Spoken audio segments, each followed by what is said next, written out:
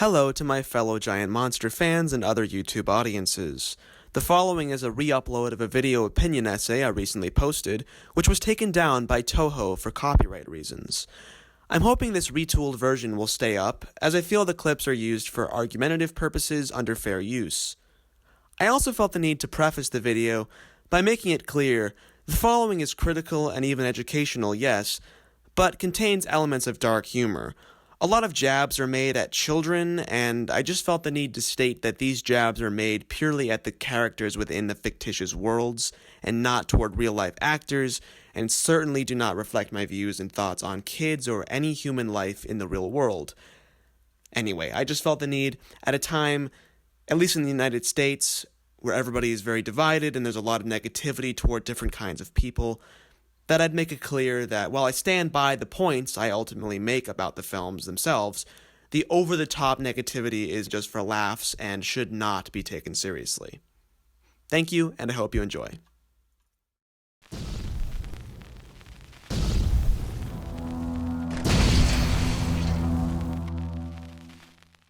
So King of the Monsters came out last summer, and I know I'm in the minority among G fans here, but I thought it was pretty disappointing. Don't get me wrong, monster stuff was cool. Michael Daugherty really knows Godzilla. And the music was great. So there were a lot of really good parts to that movie. But what was the worst part? To me, hands down, it was Madison Russell. Now, don't get me wrong, I got no problems with Millie Bobby Brown's performance. No! It's mostly just with her character. You're a monster. So let's just go through it real fast. So she teams up with her mother, Vera Farmiga, on the side of the villains at first, right? Because she wants to avenge her brother. She thinks that Vera Farmiga is going to save the world by, releasing all the monsters. They are the only guarantee that life will carry on. But for that to happen, we must set them free. That makes sense. And suddenly she's all surprised when she finds out her mother's actually just a crazy psychopath. You said that you were going to be careful, that you'd release them one at a time. You said we were doing this for Andrew. Do you really think you would have wanted this? Are we really supposed to believe that? It's stuff like that that just really takes me out of the movie. Russell's also the source of the whole family drama in the film, something that to me has no business being in a Godzilla movie. Like in the middle of the monster battles, it's all like, some things you can't control. And there are some things that you can't run from. It wouldn't be the first time Emma put all of this before herself. I hope you're as good at finding her as you are losing her. I didn't lose her, she ran away! If I had the two of you for parents, I'd run away from home too. are we really talking about all this in the middle of basically the entire world ending?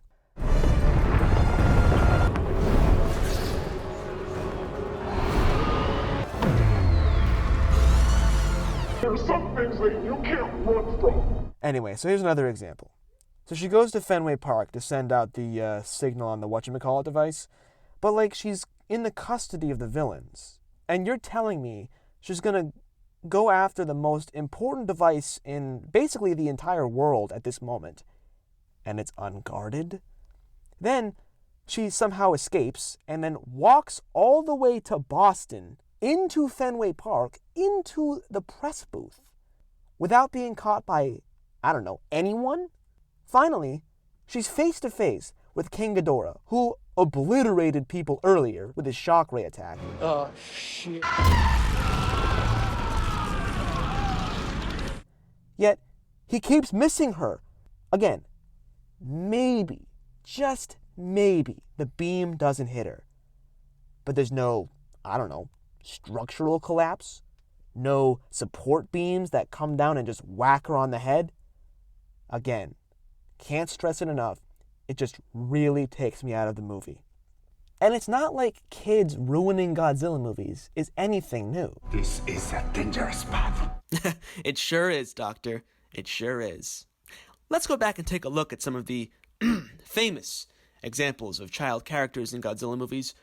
With the exception of a few, it will become very clear that Madison Russell is just another entry in a long list of terrible writing decisions in these movies, highlighting the questionable and inexcusable writing behind her character.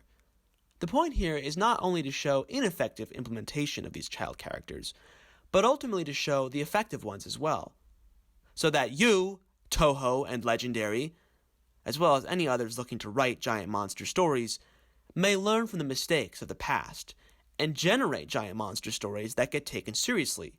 Because as a fan, I want my franchise to get taken seriously by everybody.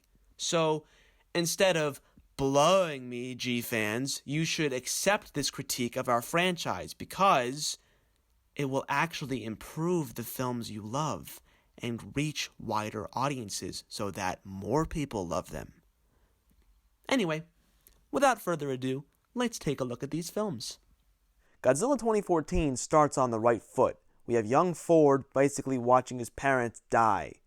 Unfortunately, it goes downhill very quickly from here, as we get to the Honolulu fight sequence, or what would have been an epic fight sequence had we not cut to this kid.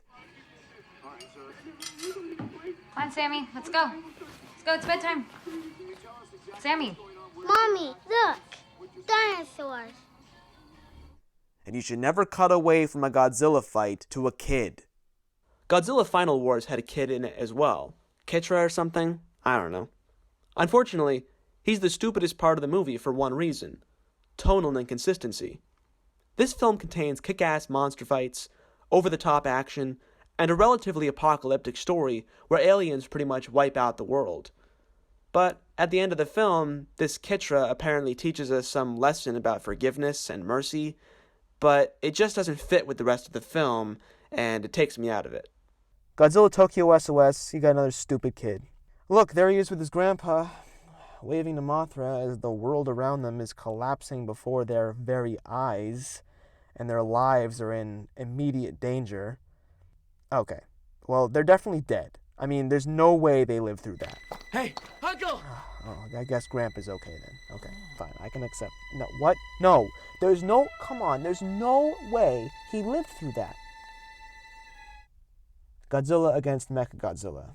What a badass film. Yeah, great Mechagodzilla storyline. The one problem besides the annoying dad, I'm home. the stupid daughter. Welcome home. Baseball stars. We'll do it like they do. You know, the player keeps his kid in the dugout with him. Sarah, baseball's one thing. My job's a lot different. A few moments later. What if we let you take your daughter to work with you? You know, like those baseball players.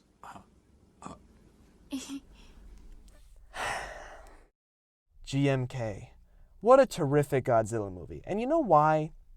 Because most of the kids in this film end up dead. You got the teenagers breaking into the store at night who get webbed by Mothra, probably suffocate. You got the teenagers in the cabin who get crushed. The teenage girl who's hospitalized who gets ruthlessly murdered by Godzilla.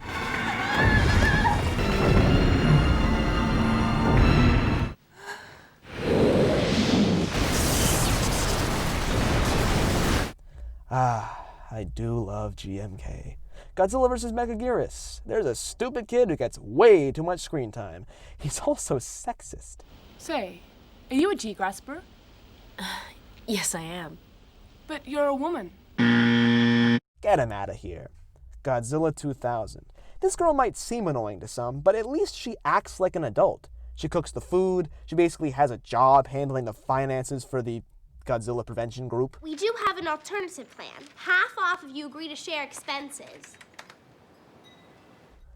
She's a good character. Well done, Godzilla 2000. Well done. Godzilla vs. Destroyer. No kids. Great film. In fact, so few of the Hazies have kids. The only one I can really think of is Godzilla vs. Moth from 1992. It's still a great movie. Got great characters. You got the Indiana Jones guy. He's got good banter with his ex-wife.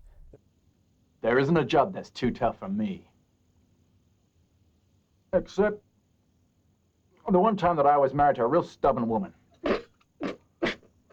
There's that clumsy moron.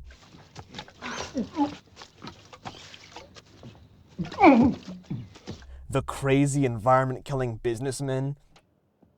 The Earth wants its revenge, does it? Fine with me! I don't care!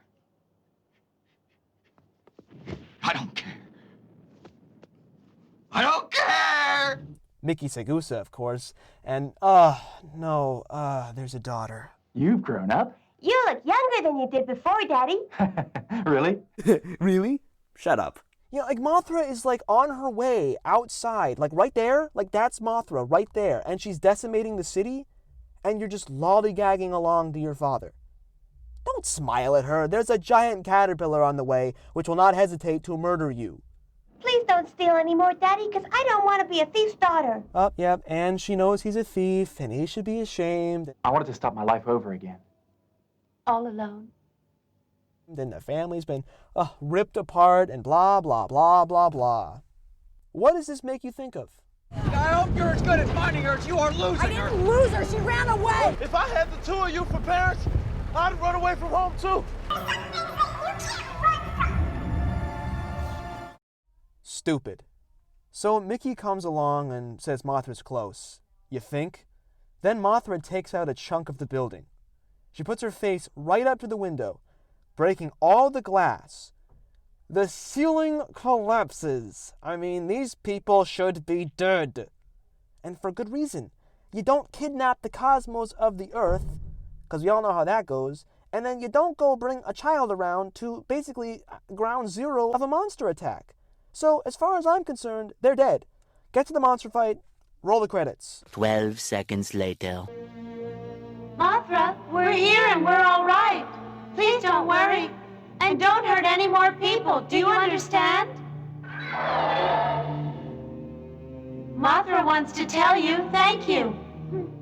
Thank you and goodbye, Mothra.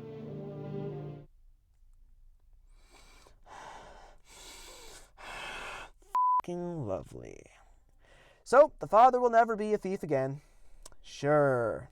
And the teary eyes of a child cause the cosmos and Mothra to show mercy. Thank you and goodbye, Mothra. Oh yeah, that's right. Yep, thank you, Mothra. Yes, thank you for killing countless thousands on your way to, I don't know, get to this building to see that your cosmos are all right. Yep, thank you. Thank you for costing the city countless millions in damages. Thank you for probably, I don't know, spreading radiation and contaminating the water and the environment. Thank you in advance for wrecking the Capitol. And of course, thank you for sparing the one man who's actually responsible for Mothra being here in the first place. Now, am I really supposed to suspend my disbelief that much? This is a perfect example of why kids shouldn't be in Godzilla movies. Terror of Mechagodzilla, Godzilla vs. Mechagodzilla, and Godzilla vs. Gigan. These are widely considered to be the best 70s Godzilla films. You're correct. Oh, and coincidentally, they know how to handle kids correctly. Godzilla vs. Mechagodzilla and Godzilla vs. Gigan don't have any kids, and in Terror of Mechagodzilla, the kids die.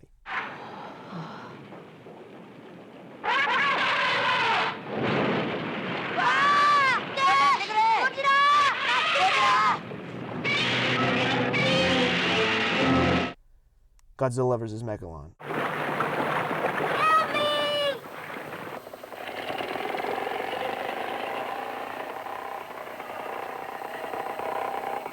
I'm going to test it out. Bye-bye. Take care. What are we going to do? I reckon they mean to kill us. Should have left him at the dam. Godzilla vs. Hedorah. Take a look at this movie's exciting opening. Godzilla, your favorite? Superman is too.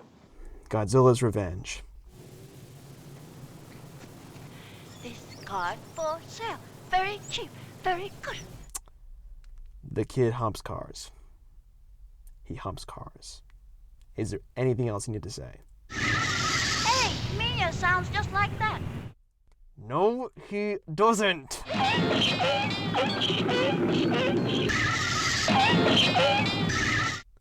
And that's it. That's the first case of a prominent child character in a Godzilla movie that I can think of.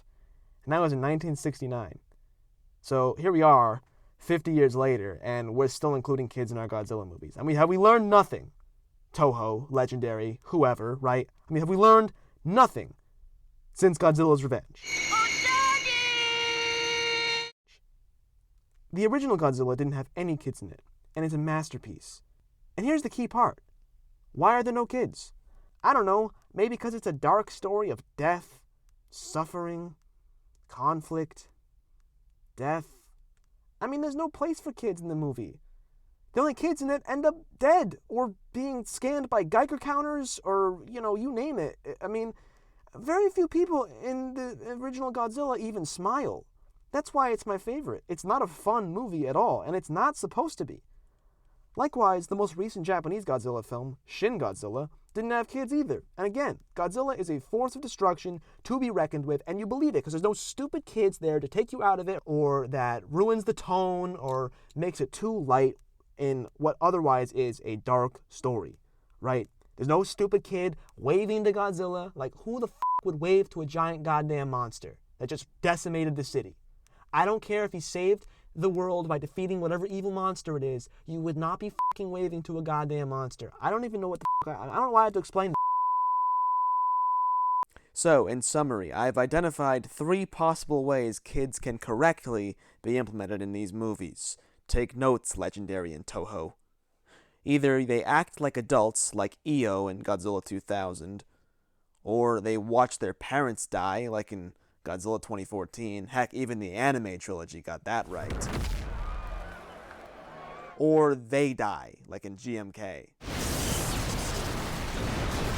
Or better yet, how about just don't have them at all? But at least we still have the future. We still have Godzilla vs. Kong, and there won't be any kids in that movie, right? No, God! No, God, please, no! No! No! No!